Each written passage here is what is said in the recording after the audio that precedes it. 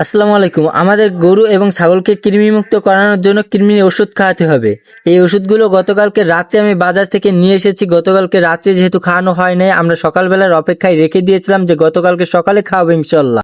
যারা গরু ছাগল পালন করেন সবার ক্ষেত্রে প্রতি 3 মাস পর পর গরু এবং ছাগলকে কৃমি মুক্ত করানোর জন্য কৃমি ওষুধ খাওয়ানো উচিত। যাই হোক, আলহামদুলিল্লাহ ওষুধ নিয়ে আমরা গরুর ঘরে এসেছি গরুকে কৃমি ওষুধ খাওয়ানোর জন্য।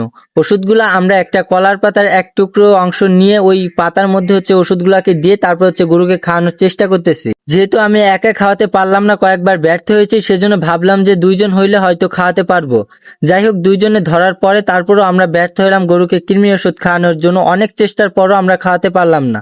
অবশেষে লাফালাফি করে গরু পড়ে গিয়েছিল। তারপরে আমরা গরু ছেড়ে দিয়েছিলাম যে এইভাবে খাওয়াবো না, আমরা ফ্যান পানির সাথে খাওয়াবো।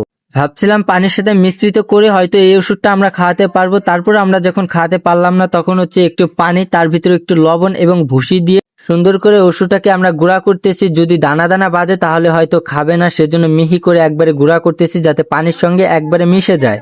যাই হোক, আলহামদুলিল্লাহ সম্পূর্ণ ওষুধটা পানির মধ্যে দেওয়ার পরে হয়তো ভাবছি এখন খাবে। যাই হোক, আলহামদুলিল্লাহ অবশেষে পানির ভিতরে লবণের পরিমাণটা একটু বেশি দিয়ে পানির সঙ্গে সুন্দর করে ওষুধটাকে মিশ্রিত করে গরুর সামনে দিয়েছিলাম যে গরু এইভাবে খায় কিনা।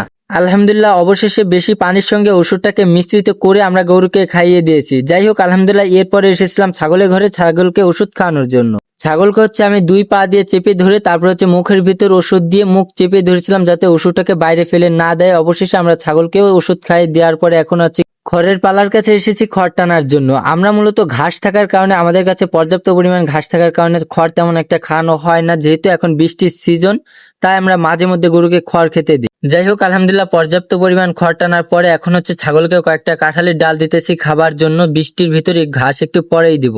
আমাদের জন্য সবাই দোয়া করবেন। আসসালামু আলাইকুম ওয়া রাহমাতুল্লাহ।